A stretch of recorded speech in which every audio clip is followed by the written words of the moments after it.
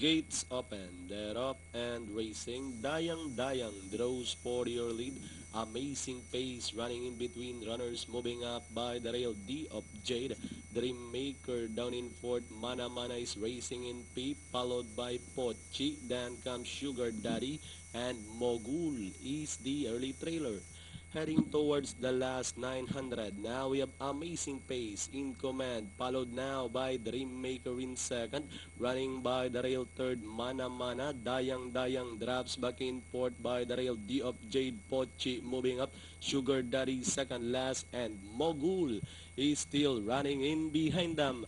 About to pass the last 600. Two runners now fighting it out for the lead. Dreammaker now takes the lead over Amazing Pace in second as they turn towards the last 450.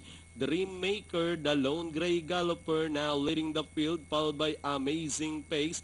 Down in third is Mana, moving up on the outside. Dayang by the rail. D of Jade, and in between runners is Sugar Daddy. With the last 200 meters more to run, we have Amazing Pace coming back once again and grabbing the lead once again over Dreammaker.